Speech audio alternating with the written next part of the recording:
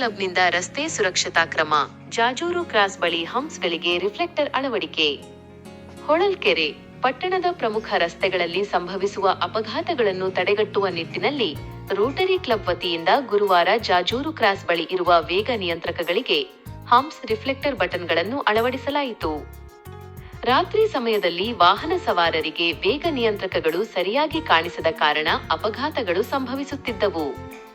ಇದನ್ನು ಮನಗಂಡ Rotary club ಸಾರ್ವಜನಿಕ ಹಿತದೃಷ್ಟಿಯಿಂದ ಈ ಸುರಕ್ಷತಾ ಕ್ರಮವನ್ನು ಕೈಗೊಂಡಿದೆ. ಪೊಲೀಸ್ ಇಲಾಖೆ ಸಾಥ್ ಕಾರ್ಯಕ್ರಮದಲ್ಲಿ ಪಾಲ್ಗೊಂಡಿದ್ದ Holalkere police sub inspector Sachin Patel ಅವರು ಮಾತನಾಡಿ, ರಸ್ತೆ ಸುರಕ್ಷತೆ ಎಂಬುದು ಕೇವಲ ಇಲಾಖೆಯ ಜವಾಬ್ದಾರಿಯಲ್ಲ, ಸಂಘ ಸಂಸ್ಥೆಗಳು ಇಂತಹ ಕಾರ್ಯಗಳಲ್ಲಿ ಕೈಜೋಡಿಸಿದಾಗ ಸುಗಮ ಸಂಚಾರ ಸಾಧ್ಯವಾಗುತ್ತದೆ. ರೋಟರಿ ಕ್ಲಬ್ನ ಈ ಕಾರ್ಯ ಶ್ಲಾಘನೀಯ ಎಂದು ತಿಳಿಸಿದರು. ಸದಸ್ಯರ ಉಪಸ್ಥಿತಿ.